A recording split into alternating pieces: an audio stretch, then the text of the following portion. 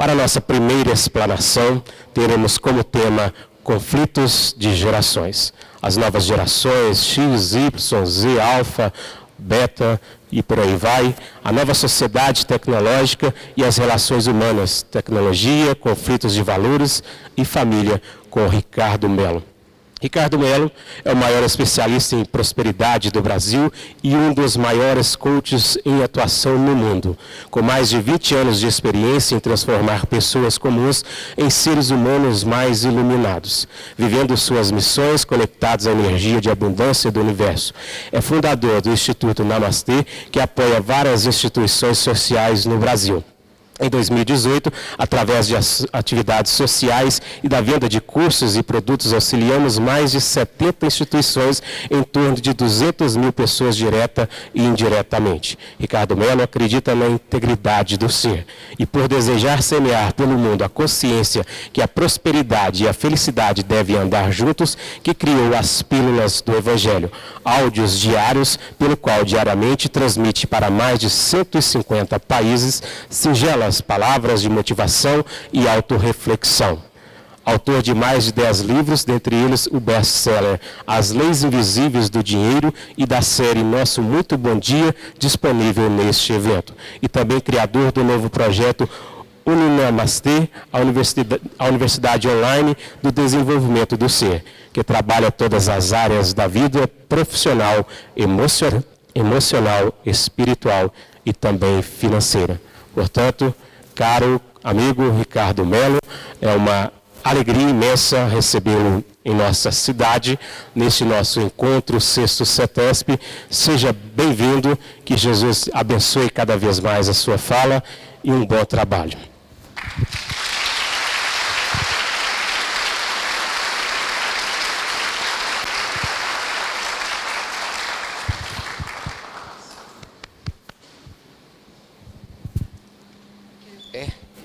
Deixa a mão.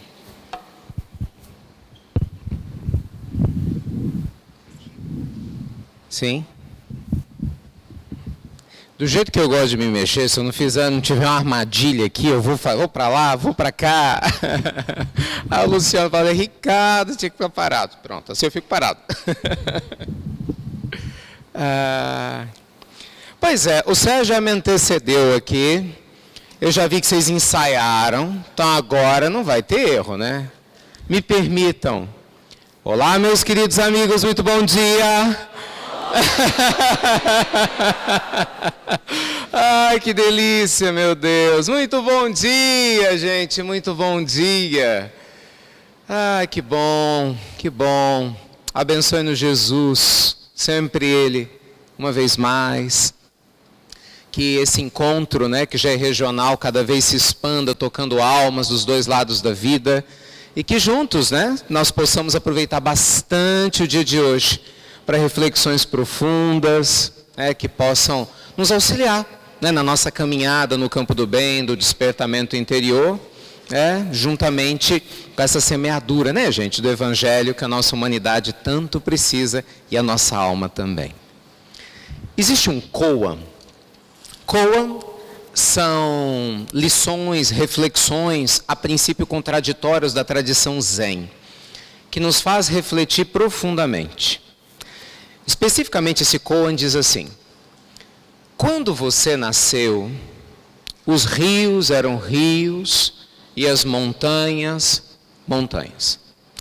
Em algum momento da sua vida, os rios deixam de ser rios e as montanhas deixam de ser montanhas. Para alguns, no final da sua existência, os rios vão voltar a ser rios e as montanhas vão voltar a ser montanhas. Todos nós temos o mesmo anseio. Todo mundo quer ser feliz, sim ou não? Você conhece alguém que quando é criancinha você pergunta, o que é que você quer ser quando crescer? A pessoa triste. Não existe isso, né? O que é que você quer ser, meu filho? Quer ser uma pessoa depressiva? Não. A natureza humana, não importa a dificuldade que a gente venha, todos nós instintivamente queremos o quê? Sermos felizes, não é verdade? Ter paz, leveza, alegria. Mas parece que em algum ponto da jornada, para muitos de nós, dependendo, né, da nossa linha evolutiva, isso se perde.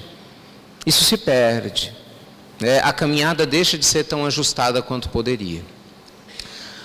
Havia uma pessoa que buscava a fórmula da felicidade. Muita gente gosta de fórmulas prontas, né? Vamos buscar a fórmula da felicidade.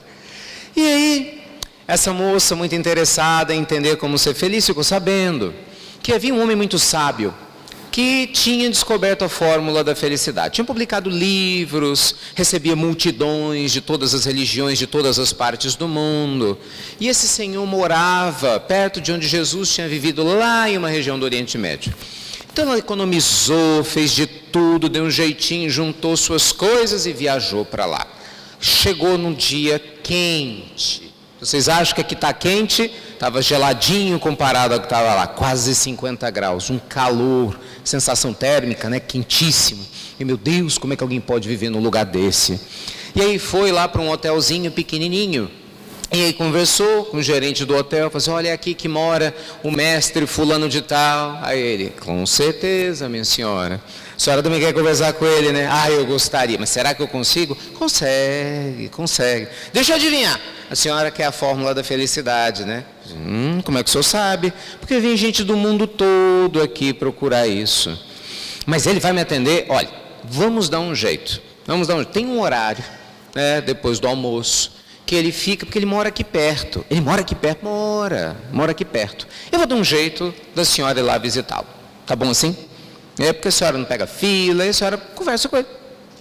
E aí a história conta, gente, que a pessoa toda empolgada, achando que ia achar a fórmula da felicidade, se organizou, se estruturou para ir lá, exatamente no horário proposto. Aí foi lá, bateu lá na porta. Primeiro já tomou um susto, que era quase com casebre, né? Que lugar humilde, simples demais. Eu falei, gente, que coisa esquisita, não é? A pessoa já mora num lugar quente como esse. E ao mesmo tempo, tão simples. E ela começou a pensar, o que será que ele vai falar? O que será que ele vai dizer? Na hora que ele abre a porta, era um senhor que surpreendia todos. Ela olha para ele, olá. Ele olha para ela e fala, olá, tudo bem? Aí ela, tudo. O senhor é o fulano de tal, que sonho conhecê-lo. Ele, não, minha filha, tem sonho nenhum não, seja bem-vinda. Aí de repente ela vai, entra e toma um susto. No lugar, era simples demais. Tinha um ventilador pequenininho, para aquele calor quase insuportável. Uma caminha simples, chão de terra batida. E a mulher começa a olhar para um lado e para o outro e falou, não é possível, pensando, né? Não é possível, olha para cá, olha para lá. E começa a pensar, meu Deus, será que esse homem vive aqui mesmo? Como que ele vive aqui num lugar desse? E acho que ele já devia estar acostumado com esse tipo de reação e sorri. Que foi, minha filha? O senhor vai me perdoar, me desculpa, eu não quero ser indiscreta, mas aqui, o senhor mora aqui mesmo? Moro, filha, moro aqui. Mas é porque está tão vazio. Onde é que estão suas coisas? Aí ele riu. Normalmente os sábios adoram rir, né? Eles olham para a gente, enxergam que nós vamos ser lá na frente um dia, mas não dão conta de entender. Então riu com muita generosidade e falou, minha filha, eu estou aqui, né, assim, vivendo bem e tranquila. Mas vem cá, antes de eu te responder, me responde primeiro. E você, cadê suas coisas? Ela tomou um susto. Eu? Mas minhas coisas estão na minha casa. Eu não moro aqui. Sim, mas você não carrega nada com você? Só essa mochilinha? Não, porque eu já tinha planejado te ver, eu vou voltar amanhã, vou embora. Eu estou aqui só de passagem. Pois é, minha filha, eu também. Eu também estou aqui só de passagem. Procuramos fórmulas prontas para vencer os desafios humanos, para superar conflitos, para uma série de questões. E às vezes, meus amigos, a gente se esquece que mais uma vez aqui na Terra nós estamos aqui só de passagem. Para descobrir que os rios são rios e as montanhas são montanhas e aprendermos a sermos felizes com essa realidade. A grande questão é que nesse contínuo existencial que se torna, né, a grande multiplicidade de vidas no nosso processo evolutivo, desde que o Senhor da vida nos deu a condição de existirmos, nós vamos vivendo diversas experiências. E, especificamente na Terra, temos vindo em diversas passagens. Independente da gente lembrar disso ou não, da gente acreditar nisso ou não, independente da humanidade se preparar adequadamente ou não, uma coisa é fato. Cada vez que nós reencarnamos na Terra, nós reencarnamos num dado momento histórico, num dado contexto. Além das características específicas de cada encarnação, corpo, família, condição socioeconômico-cultural, capacidade evolutiva de cada época, a gente vai também o quê? Se adequar à cultura e aos momentos de cada instante. Tem sido assim desde sempre. Por exemplo, não tem como a gente ignorar os grandes conflitos, só para citar um exemplo, né? Das traduções que nós vemos das falas de Jesus. Porque você vê, Jesus falava em aramaico, né? Que é uma língua que já não existe mais. O aramaico, o evangelho, foi lá para o grego. Muitos pegaram do grego e traduziram para o latim, do latim para diversos outros idiomas. Você vê, se você for pegar falas do Cristo, do jeito que elas chegam para nós hoje, descontextualizando da época em que foram ditas, vai ficar muito estranho, vai ou não vai? Fica muito estranho, né? Ninguém pode seguir a mim, seguir a Deus, senão odiar seu pai e sua mãe. Eu lembro, eu tenho umas histórias muito boas nesse sentido. Eu estudando Evangelho, eu tinha 10 para 11 anos, e eu começava, eu lia, adorava ler a Bíblia, enchia a paciência do padre. Nessa época eu morava na Bahia, estava lá fazendo primeira comunhão, não conhecia a doutrina espírita ainda. E aí eu queria muito, porque o padre me deixava ler na frente. Eu faço a mania de ser exibido e estar na frente é triste, né? Jesus. Ia lá, gostava de ler na frente e ficava enchendo a paciência do professor de catequese do padre André. Mas o que quer dizer isso? O que quer dizer isso? E sempre tinha um tal de mistério de Deus, meu filho. E aquilo me incomodava, com todo respeito, não me incomodava. Eu falei, gente, que Deus esquisito. Ele cria um monte de mistério, aí a gente quer saber, não deixa a gente entender absolutamente nada. E aí eu começava a ler. Aí quando eu cheguei nessa parte do ninguém pode, né, seguir a Deus, aí tudo bem. Odiar meu pai e minha mãe? Por que eu vou odiar meu pai e minha mãe? Meu pai trabalha tanto, coitado, né? Minha mãe está lá cuidando de mim. Isso dava nó. Dava nó. Obviamente depois, com o amadurecimento, você vai entender o contexto, vai entender o processo de uma tradução, vai entender que se você não analisa o que acontece numa época com o olhar da época, tudo fica fora de contexto.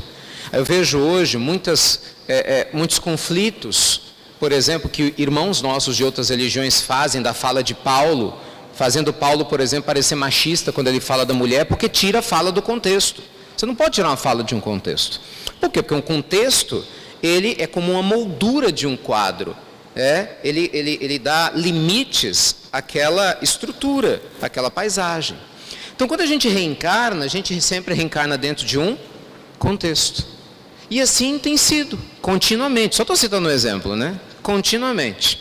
Então, de uns anos para cá, para ser mais exato, de mais ou menos 70 anos para cá, sociólogos, que tem feito um estudo profundo da organização e das sociedades humanas, juntamente com psicólogos e outros profissionais, têm procurado adequar o contexto, se não reencarnatório, mas pelo menos existencial, pelo qual a humanidade tem passado do ponto de vista econômico, do ponto de vista social e tecnológico, em dados nomes, para nos ajudar a refletirmos sobre determinadas estruturas. Tem essa história de geração, eu falo que é a geração abecedário, né? Aquele negócio de Y, Z, J, U, né? Agora tem alfa, daqui a pouco eles inventam gama, né? Nós vamos criar um monte de nomes, nada mais são do que o quê? Identificações contextuais, para a gente tentar entender algumas questões. Por exemplo, os norte-americanos foram os primeiros a utilizar esse termo quando eles falaram dos baby boomers, né? Que era uma geração pós-crise de 1929, que havia superado uma série de problemas econômicos horríveis pós-Segunda Guerra Mundial, reencarnados naquele contexto e que tiveram determinada cultura. E depois vieram tendo outras gerações, né? A geração X, a geração seguinte, a geração Y, as pessoas que reencarnaram após, você vai pegar aí os anos 90, anos 2000. Quem está aqui no meio dessa geração? Eu? Mentira, não posso mentir, né? Aí você tem a geração Z, geração alfa, são contextos.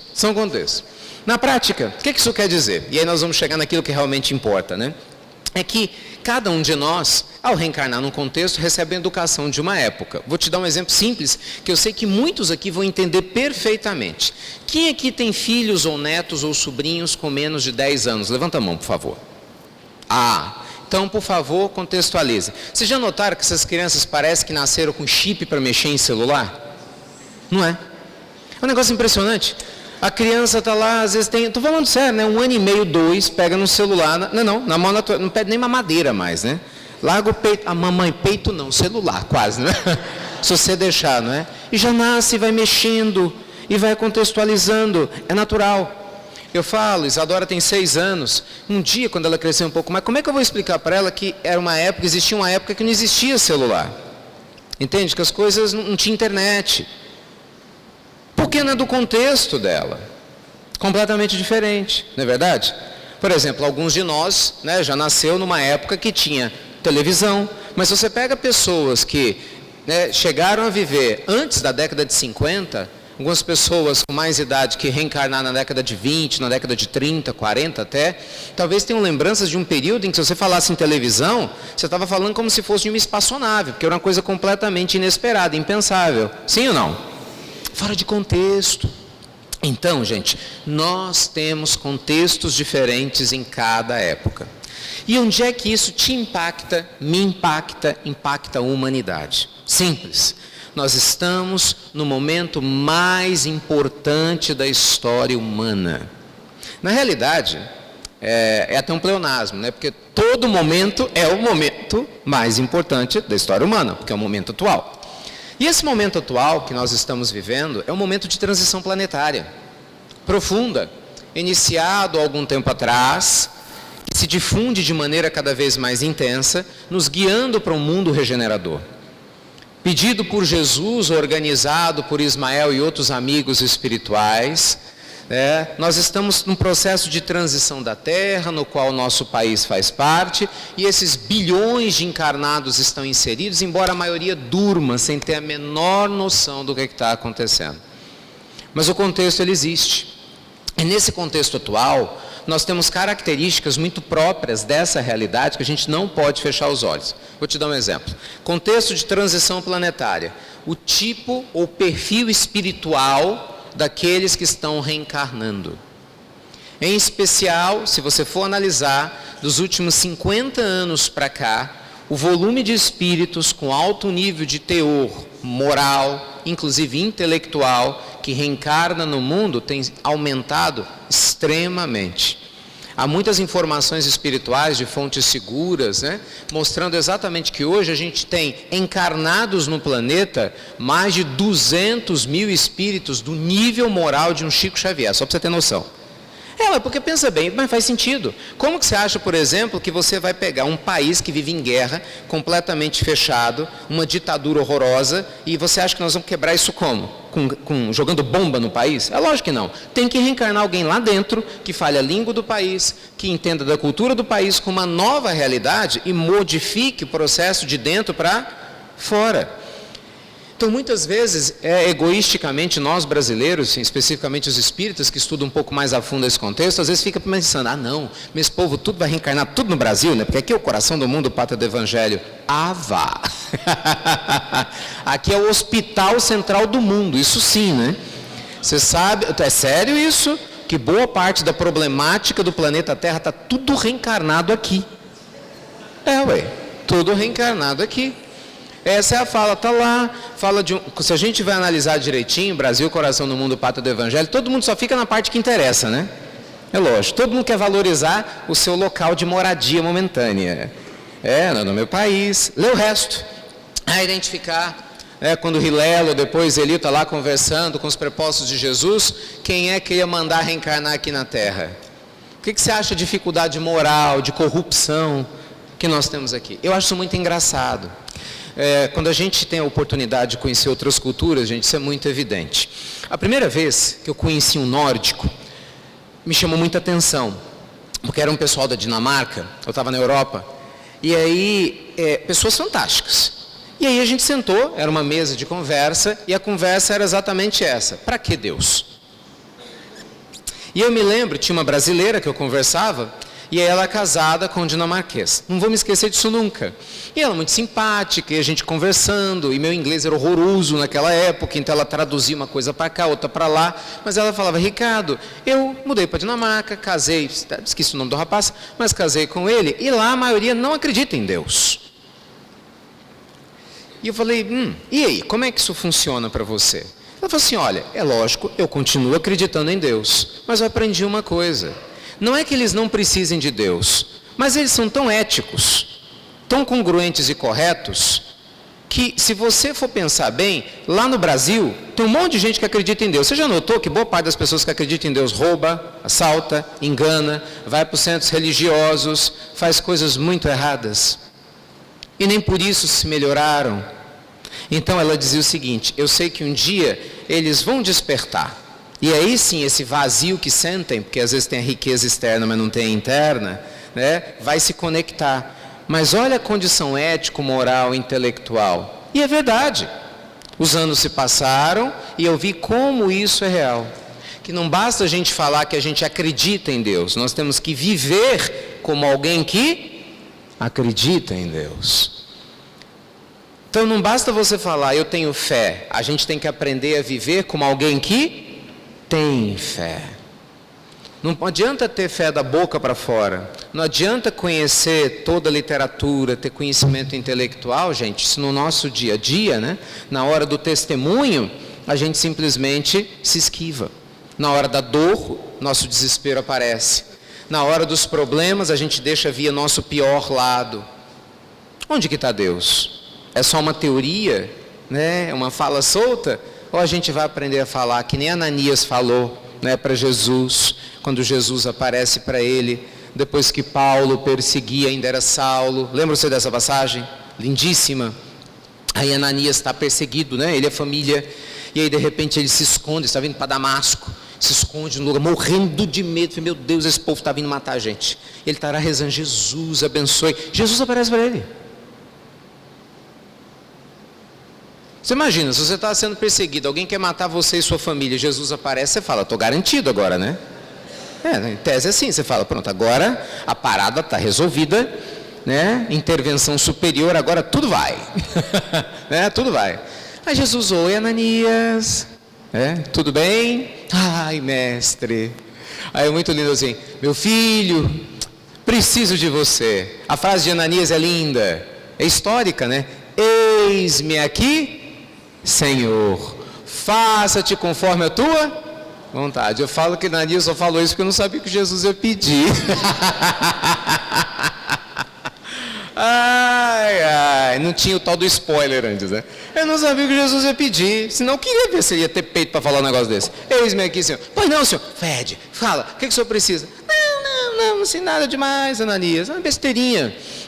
Sabe Saulo? É aquele que está atrás do você aí, perseguindo um monte de gente lá. Bichinho, está cego, não deu conta de me ver, ficou lá, está no lugar assim, vai lá. Assim, dá um passe nele lá e ajuda ele a ver de novo. Como, Senhor? Desculpa, deu ruído na comunicação aqui, né? Chiou, só quer que eu vá lá. O senhor queria matar a minha família. Tenha fé, meu filho. Passagem é linda, narrativa lá em Atos dos Apóstolos, lógico que a gente traz com humor, mas ela é muito séria. E mostra o quê? A entrega de Ananias. Porque não é fácil se entregar, não é verdade? Na hora da dor. Não é. É muito mais fácil ter uma teoria e na hora que a vida, não é, gente, nos convida ao testemunho, se a gente não tiver muita fé, a gente às vezes acaba se esquivando.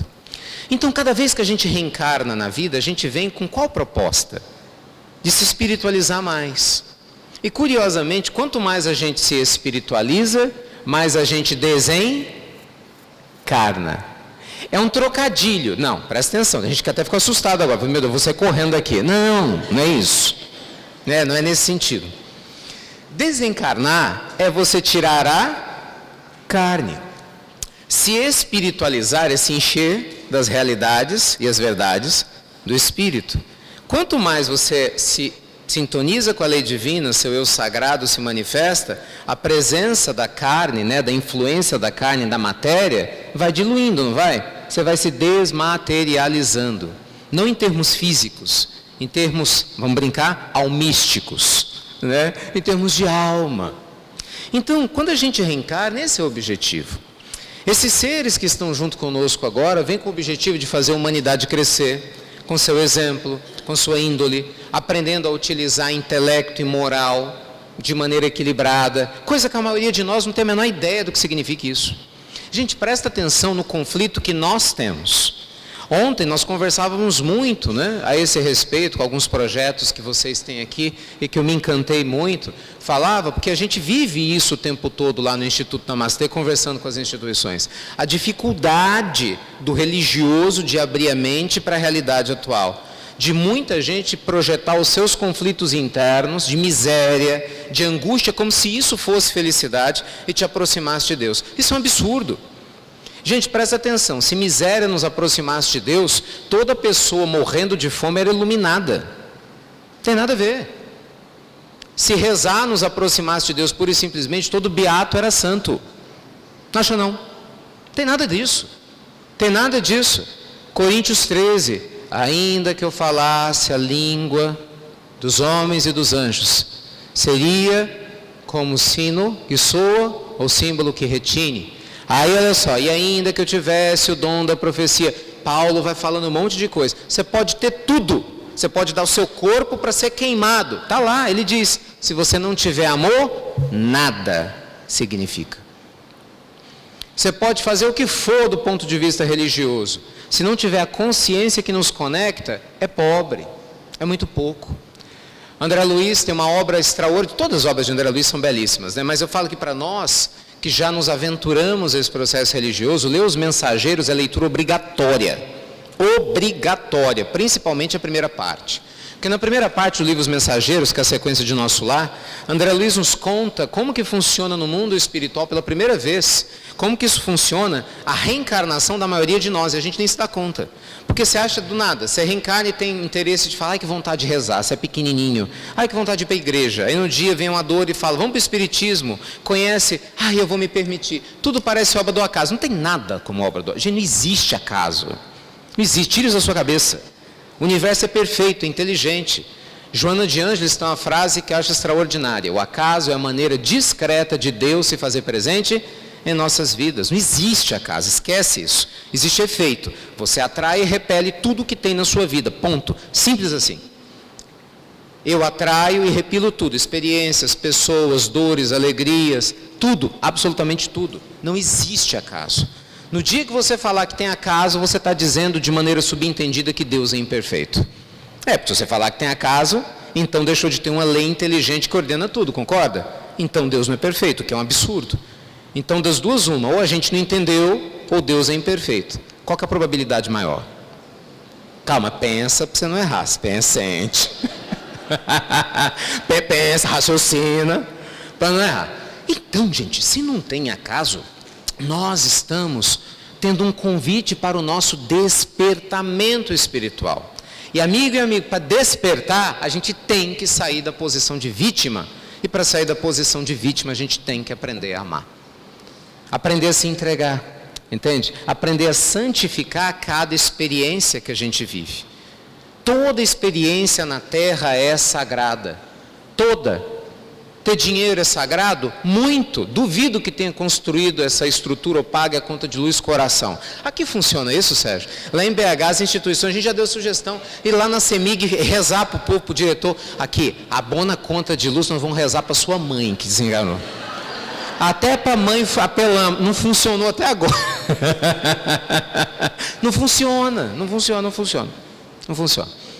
Entende? Então desculpem a honestidade, mas já que esse é um momento de reflexões sobre ética, cidadania e espiritualidade, é hipocrisia não santificar o dinheiro. É uma estupidez gigantesca que tem atrasado moralmente a humanidade. Por causa disso, você tem tanto egoísmo, você tem tanta corrupção, porque as pessoas não sabem lidar com a presença da matéria. Qual que é a trindade universal? Está lá no livro dos Espíritos. Deus, Espírito e...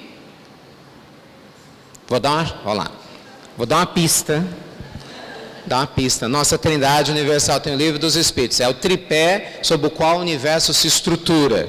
Kardec questiona e o Espírito de Verdade traz. Deus, Espírito, e o terceiro começa com mate e termina com érea. Isso! Tem gente que não acredita em mediunidade, telepatia. Tudo bem. Nossa, a corrente está ótima. Deus, Espírito e matéria. Como é que você vai me falar que a matéria não vem de Deus? É óbvio que vem de Deus. É uma pessoa que vive falando assim, é porque o sexo é sujo. Não, sujo é a sua cabeça. Nós vamos falar mais sobre isso na outra palestra mais tarde. Sexo é divino, é lindo, é uma bênção. Ou você acha que você nasceu da cegonha? Até agora não te contaram como é que foi. Você entendeu? Então a gente tem que parar com essas frescuras. Está na hora, já passou da hora. Já passou da hora. A gente vê um monte de gente embotada do ponto de vista religioso, se arvorando a falar em nome de Deus, ditando regras, sabe, criando culpa na cabeça de todos nós até hoje. No meio espírita não é diferente, porque nós projetamos os nossos conflitos. Antigamente os nossos outros irmãos nos manipulavam com a ideia do inferno. Diabo, Satanás, cuidado, não pensa. Hoje mudou só a linguagem. Você vai para o umbral.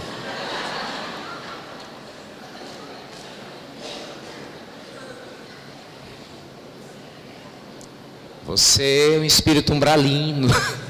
Todos nós, né? Porque a Terra está no meio do umbral, né? O umbral é uma região gigante, a Terra está no meio. Engraçado, povo, quando eu desencarnar eu vou para uma cidade espiritual. Tá, mas lá é umbral também. Mas essa é uma outra história, não importa agora, né? O que nós queremos dizer, gente, é que quando a gente se espiritualiza, a gente santifica tudo, entendeu? Quando a gente santifica tudo, você tira o peso do ego e fica a leveza do espírito desperto. Aí o dinheiro é um instrumento para semear luz e bênçãos. É o que está no Evangelho. A gente entende que cada um de nós é só um fiel depositário de Deus e acabou. Porque a mesma coisa, mesma hora que pode ser dado, pode ser o quê? Tirado. Pronto, acaba pego. Aqueles que entendem isso se voltam automaticamente para o que importa, que é a vida espiritualizante. Não estou nem falando religiosa, mas espiritualizante. Quando a gente entende isso, a energia sexual passa a ser vista de uma maneira divina. Então acaba essa coisa do desejo desesperado, do desequilíbrio, sabe, que incontido gera vontade de estuprar, de matar, de mentir. Por quê? Porque você vai santificar. Acaba a gula, porque a gente vai aprender a se alimentar com parcimônia, com alegria, com satisfação, sem exagero. Acaba a cobiça. São 7 pecados capitais. O que são 7 pecados capitais? São tendências humanas de queda sem Jesus. Pode observar. Sem consciência desperta. Qualquer um deles. Gula. Gula é excesso. Toda gula disfarça uma ansiedade incontida. A gente fez uma série das pílulas do Evangelho no início desse ano falando dos 7 pecados capitais. Gula é excesso. Não é? No momento que você está em paz e com serenidade, é impressionante. Diminui a necessidade desse excesso. O que é o excesso da energia sexual? É uma carência que a pessoa não dá conta. E aí ela muitas vezes se manifesta na parte sexual desvairada. Então, todo excesso é sintoma e sinal de que algo na nossa alma, não é, gente? No nosso psiquismo não está em harmonia, não está em equilíbrio. Então, quando a gente vai santificando o trabalho, santifica a mente, santifica a nossa relação com a matéria, automaticamente nós vamos nos desmaterializar e a vida fica linda. Então, muitos desses seres que estão entre nós, que recebem o nome desses alfabetos todos, né? Essa geração mais recente, são seres que começam a nos auxiliar nesse nível de entendimento profundo, embora precisem de educação, de carinho, de evangelho, de limites do mesmo jeito, mas é uma troca. Então, muitos dos que estão reencarnando agora estiveram conosco até outro dia, numa outra existência. Então, quando a gente fala assim, existe um conflito de gerações hoje no planeta? Não, eu não diria que é um conflito de gerações. Existe um amadurecimento espiritual de um novo entendimento que está surgindo. Vou te dar um exemplo prático. Conversava isso com o Jomar ontem, como isso é importante. A gente observa como a velha guarda de se fazer o bem vê a vida de uma forma que é natural. Então você imagina o seguinte, durante boa parte do tempo, vamos pegar assim, a internet é um fenômeno recente, certo? Do ponto de vista da história, tem o quê? De uma maneira mais ostensiva, uns 20 anos, né? Começou a se popularizar mais, não, tem mais tempo, mas ostensivamente, né? Se popularizando em torno de 20 anos. Né? E você vê que ainda tem regiões, muitas no mundo, que ainda não são cobertas por redes de Wi-Fi, nem todo mundo pode ter um telefone ou ter um smartphone que acessa, então isso está ampliando. Você pega de 20 anos para cá, se você quiser, bora arredondar, vai 25 anos para cá. Então você vai ter uma grande geração, a geração Y, ou seria o equivalente aos baby boomers, uma geração bem anterior, encarnada há mais tempo, que viveu 30, 40, 50 anos sem um celular na mão, sem uma internet. Sabe, que se acostumava a fazer o bem, inclusive a ajudar e trabalhar o evangelho, de uma outra maneira. Aí de repente chega uma geração atual que fala assim, existe uma maneira diferente de fazer a mesma coisa. Ah, mas como? Isso é muito frio. Será? Nunca, eu imagino, a gente vai substituir o gostoso do... Eu não sei, eu adoro abraçar, é bom tocar, é bom sentir. Mas você não pode ignorar uma outra realidade. Não tem como. Ontem a gente conversava sobre isso, sabe, Sérgio? No nosso caso lá no Namastê, e aí o mérito é zero meu. Eu falo, mas é zero, eu não faço nada. Só conto as histórias. Nós temos o atendimento das pílulas fraternas. Quem acompanha as pílulas deve sempre escutar a gente divulgando. Eu acho esse projeto extraordinário. Ele é organizado pela nossa Roseli, amada e querida Roseli, um espírito muito doce, que é que grava as pilulinhas do Evangelho para as crianças. E ela ajuda a coordenar com outras coordenadoras dezenas de atendentes ou acolhedores fraternos ao redor do mundo. Como que isso funciona? Graças a Deus, a esses trabalhadores lindos, muitas pessoas literalmente deixaram de se suicidar por causa desse contato. E ele é online. Umas vezes a gente tem um atendente que está lá na Itália. É uma senhora que era depressiva, foi atendida, recebeu um treinamento, agora ela se voluntaria. E aí ela está lá na Itália e recebe uma mensagem de alguém que está lá no interior do Piauí, em desespero. Eu vi uma pílula e mandou lá nas pílulas fraternas, eu preciso de ajuda, mandou o celular. Veja, eles não se conhecem fisicamente, não vão se ver, a moça do Piauí não tem como financeiramente ir para a Itália, ou da Itália vir para cá, mas uma começa a falar com a outra. E aí o resultado ocorre, porque a gente tem visto o resultado. Jesus fala, você conhece a árvore pelo fruto, então vamos ver, né? Fruto bom não pode vir de árvore ruim. Aí daqui a algum tempo a senhora do Piauí recebe o atendimento, o acolhimento, ela se sente acolhida, ela se conecta e muitas vezes ela começa a fazer parte da rede. Como é que você vai ignorar uma realidade dessa? Mas você fala, isso é uma exceção. Não, isso não é uma exceção. A gente já teve exemplos da internet derrubando o poder político.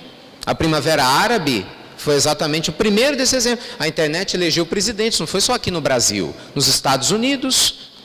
A eleição do Barack Obama, você vê o primeiro presidente negro, né, da maior potência econômica atual da nossa época, teve uma influência direta do trabalho com o YouTube, com a internet, com o Twitter.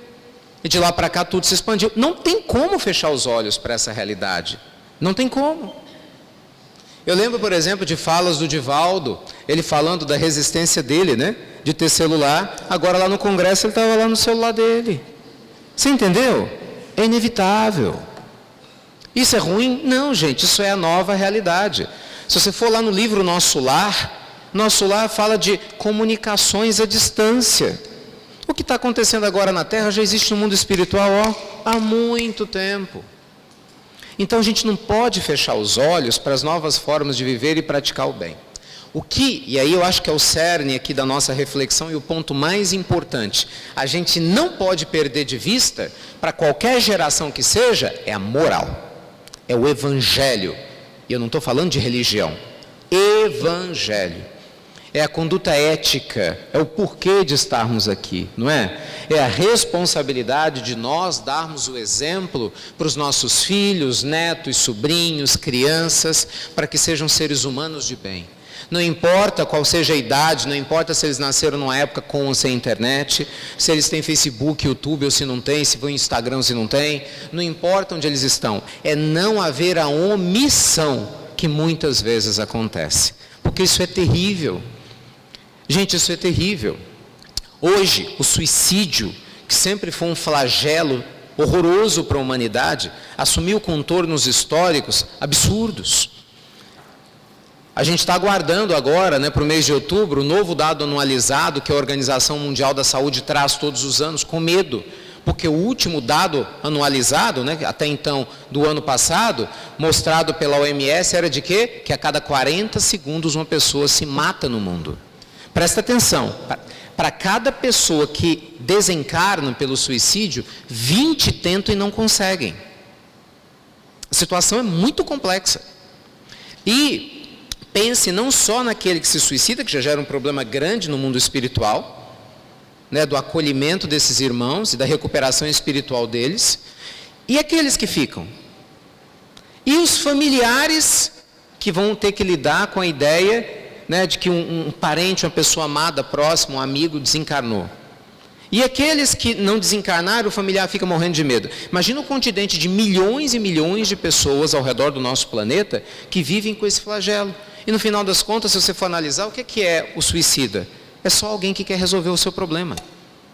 Ninguém quer se matar não, gente. Não existe isso. A pessoa quer uma solução.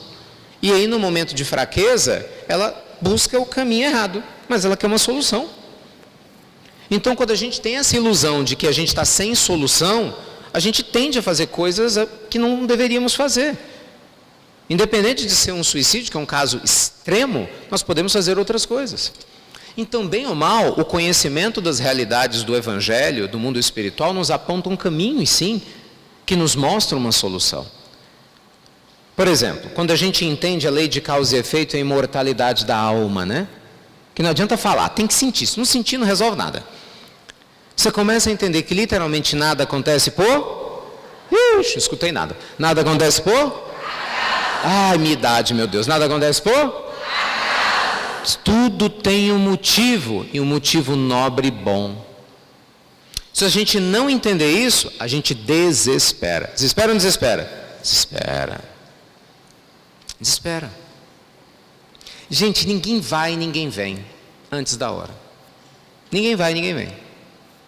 Eu não quero, pelo amor de Deus, peço desculpas, eu me sinto tão à vontade aqui, né, com essa energia, não quero fazer nenhuma autobiografia não, mas é só compartilhando experiências. Algum tempo atrás, eu estava em São Paulo para uma atividade profissional. E aí, eu tinha ido jantar depois da atividade com uma amiga de trabalho, a gente estava conversando. Olha como isso é iluminar. A gente estava jantando lá num restaurante japonês, vou contar os detalhes. Lá na Vila Mariana. Aí, do nada, não do nada, né? Assim, lógico, ela falou, vou ao banheiro porque queria fazer xixi, né? Do nada, né? Mas ela fala assim, Ricardo, eu vou ao banheiro. Aí eu, tá bom, Silvia, pode ir. Ela vai, vira e vai ao banheiro. Gente, parecia coisa de filme, tudo coordenado. Exatamente assim, sem exagero nenhum. Ela entrou e trancou no banheiro. E nesse restaurante tinha música, por isso que eu estou contando o detalhe. Então ela não viu nada que aconteceu lá de fora. Foi ela entrar, começou a gritaria lá embaixo. É um assalto, é um assalto, é um assalto. E eu tranquilo, lerdo, né? Tinha trabalhado o dia todo. Eu tranquilo, sem entender nada. E começa uma gritaria lá embaixo, no restaurante 2 andares assim. E eu sem entender nada. Falei, uai, que estranho. Falei, será que é a música, né? De repente começa a subir um grupo enorme. Aí sobe um grupo enorme. E eu olhando o povo correndo. Aí eu falo, corre, é um assalto, é um assalto. Eu, hã? É muita lerdeza com um ser humano só, né? Eu passei na fila 2 vezes. Minha esposa que fala isso. 2 vezes. E eu sem entender nada. Gente, olha, quando o grupo todo foi para a esquerda, não sei para onde foram, se tinha um lugar, eles foram para lá. Eu fiquei sozinho, na mesa, a Silvia no banheiro, e adivinha só para onde o assaltante veio? Veio ver meus olhos charmosos, sedutores. Foi, empurrou, chutou, aí eu caí no chão, me passa tudo. Eu olhava assim, você fica, né? Toma, leva, calma, leva. E de repente ele pegou o revólver, fez assim, puxou, eu vi o olho vermelho, estava nitidamente, né, alterado por drogas, não devia ter 20 anos o menino. Ele não atirou porque Deus não quis, não era para atirar. Porque ele fez na veemência, ele foi fazendo assim. Na hora eu falei, nossa, eu lembro direitinho do último pensamento que me veio na mente. Falei, meu Deus, vou desencarnar e não fiz tudo que tinha que fazer. Juro por Deus. Não pensei, sendo honesto, não pensei em família, não pensei em ninguém. Vou desencarnar e não fiz tudo que tinha que fazer. Escuta, alguém segurou o dedo daquele menino. Ele virou as costas do nada e foi embora. Foi impressionante, ele desceu, aí sai a Silvia. Tranquilo, lavando as mãos.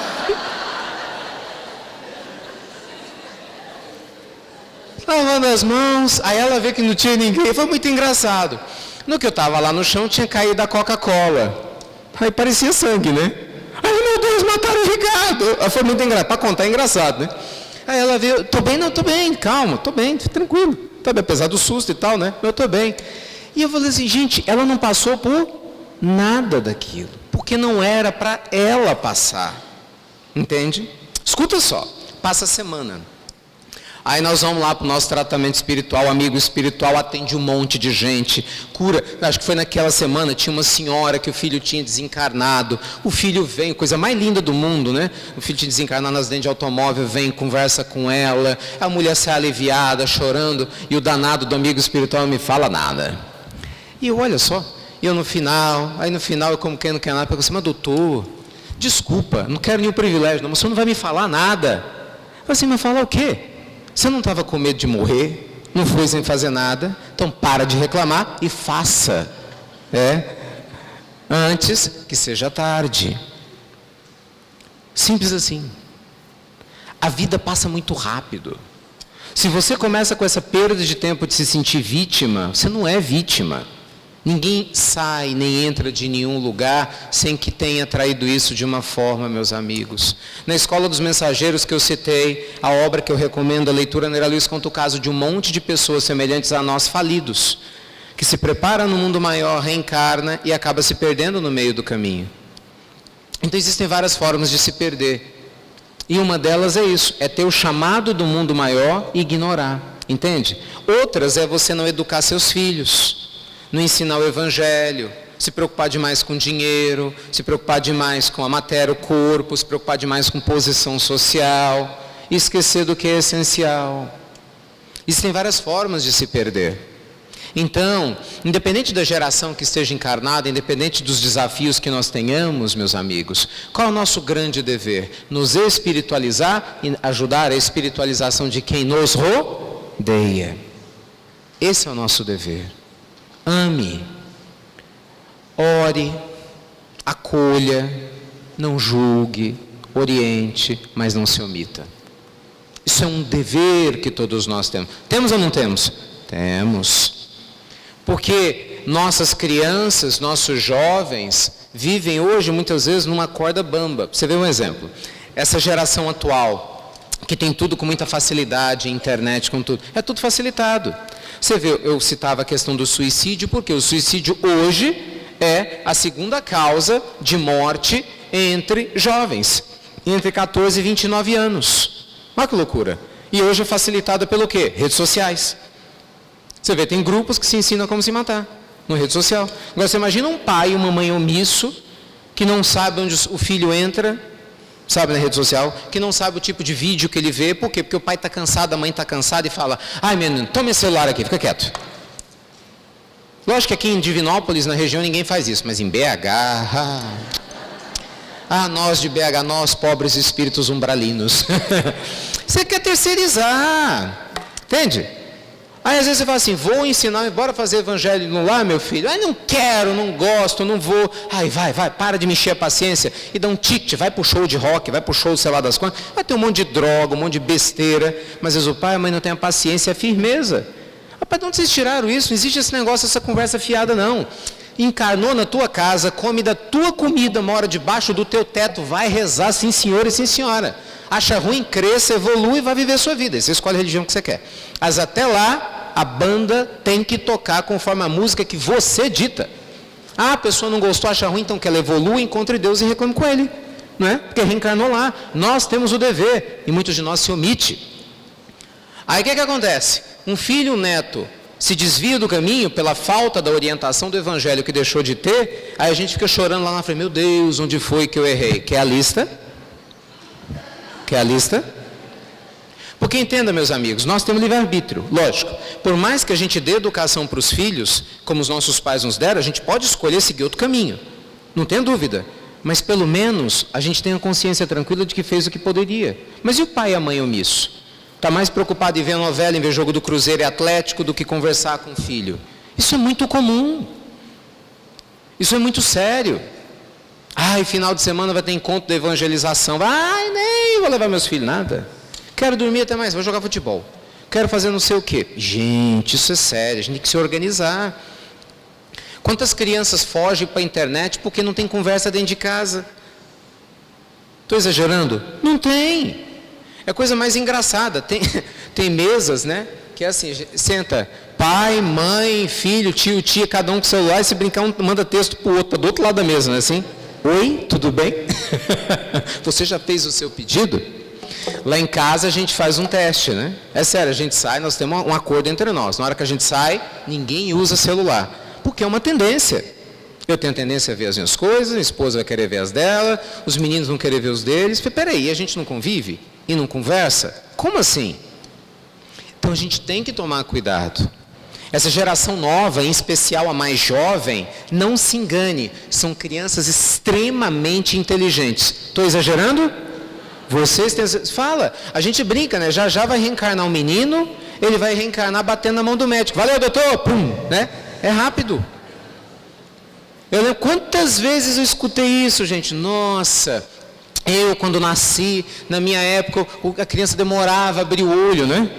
Ai, é por isso que o dia não tapa, chora danado, pelo amor de Deus, você está vivo, né? O famoso tapa no bumbum da criança, que é para ele respirar pela primeira vez, né? Fora lá do útero. Hoje em dia é o oposto, você deixa daqui a pouco começa andando. Quer dizer, é diferente. Então, converse com as crianças sobre questões importantes. Me permitam, eu estou citando a questão das pílulas, eu vi que muitos de vocês ouvem, eu fico feliz e grato por isso. Na pílula de hoje, ontem nós gravamos com a Isadora. Isadora, porque não conhece minha filha, tem 6 anos. Então, assim, eu não forço nada, mas ela tem a tendência, venha. Então, ela tem gravado umas pílulas, acompanha nas... É criança, como qualquer outra criança. Ah lá, quis saber de brincar, não quer assistir palestra, lógico, né? Quer brincar. Mas ontem, minha filha, vamos gravar a pílula, ela, tá bom, papai, vamos. Falei, vamos conversar sobre reencarnação. E além atrapalha a palavra, reencarnação. E a gente fala, você está louco? Você vai conversar de reencarnação com a menina de 6 anos? Não, conversa com a desde os 4.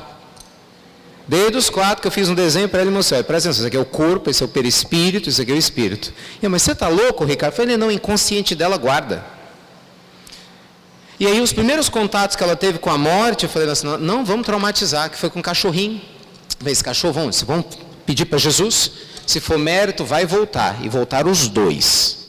Não vou entrar no mérito, a palestra não é para isso, mas temos provas inequívocas, voltaram os 2. Não é sempre que acontece, mas acontece. Muitos animais voltam quando isso é bom, né, na reencarnação para a evolução do animal e para aqueles que estão juntos, a providência divina permite. Voltaram os 2. Falei, está vendo, minha filha? Aí foi passando, ela participa do evangelho. Quantas vezes ela, não quero fazer evangelho? Falei, fazer você não vai, mas você vai participar da prece, sim senhora. E desde 2 anos ela vai. No início é difícil, uma criança, presta atenção. Não, mas vai habituando. Aí a gente pega os livrinhos, aí eu crio as histórias, interpreto. Olha, Jesus, ela gosta muito do tio Chico. Vem as historinhas do tio Chico, de Chico Xavier. Vai a historinha do tio Chico, minha filha. E aí o que acontece? Você vai ficando. A minha alegria vocês não calculam. Quando uns meses atrás eu cheguei em casa, aí Fabiana veio me contar, falou assim, você não acredita. Amor, o que é que Isadora veio conversar comigo no banho? Eu falei, o quê? Ela veio me perguntar, mamãe, quando a gente nascer de novo, eu posso ser sua filha novamente? Olha, está funcionando. Essa semana nós tivemos uma conversa muito séria, né? Ela brincando, ela brinca, ela consegue as coisas. Papai, você é o melhor pai do mundo. Eu falei, lógico, né? Tem só um, né, para você, mas tudo bem.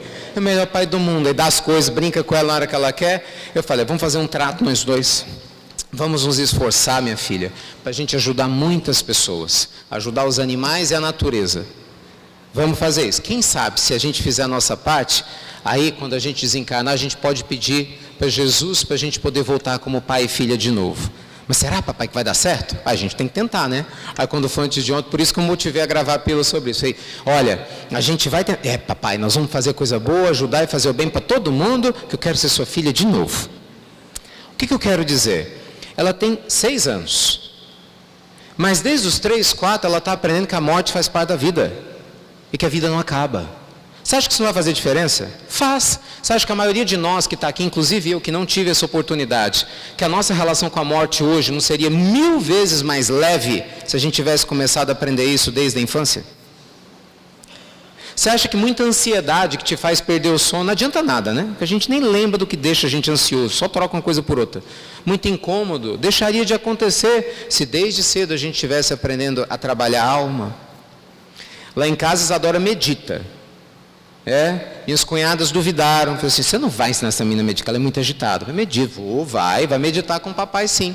Aí teve um dia, exatamente por causa do celular. Você tem que conversar de igual para igual. Ela, papai, eu quero o celular. Eu falei, não, está querendo ficar muito tempo com o celular, mas eu quero. Eu falei, tudo bem, então beleza, você quer? Então vamos fazer uma troca. Eu quero que você medite comigo. Ai, não gosto de meditar. Mas você não medita, como é que você não gosta? Então vamos fazer um trato. Você não quer uma coisa? Eu só vou te dar uma coisa que você quer, se você me dá uma coisa que eu quero também. É uma troca. Chorou 2 dias.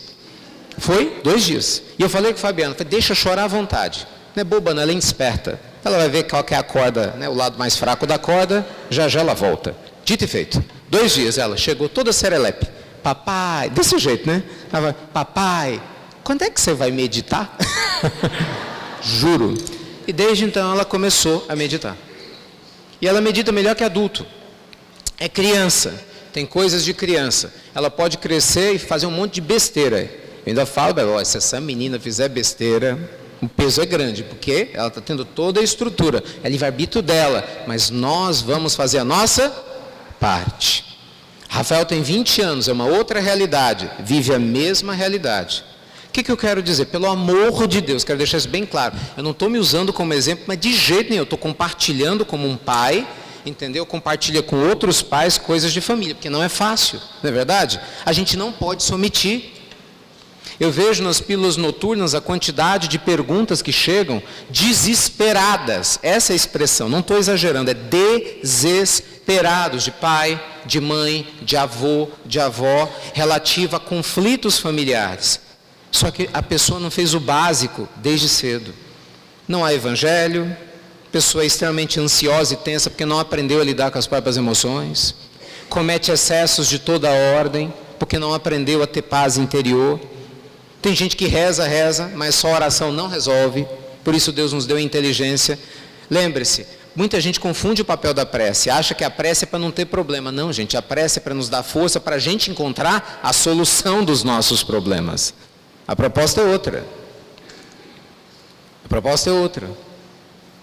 Então, lembremos-nos sempre, para os rios serem rios e as montanhas voltarem a ser montanhas no final da caminhada, da nossa jornada para todos nós não podemos nos omitir. Não se omita em relação à espiritualização da sua alma. Não duvide de você. Não duvide da sua capacidade de se reinventar, de ser uma pessoa íntegra, de ser uma pessoa bondosa e generosa. Na hora que você sentir que você está destruído por dentro por uma experiência, lembre-se, Deus nos deu o direito de começarmos um novo dia. E comece de novo. Amanhã é outra história. Você vai dormir, seus amigos espirituais vão te dar uma recalchutada e nós vamos levantar melhor. E começa de novo. E se eu não der conta? Faz mal não, tem outro dia. E se eu não der conta? Calma, acaba a semana, começa outra semana. Tem segunda-feira de novo. E se eu não der conta? Vai ter outro mês. E se eu não der conta? Vai ter outro ano. E se eu não der conta? Tem outra vida. Mas é melhor dar conta agora, eu acho.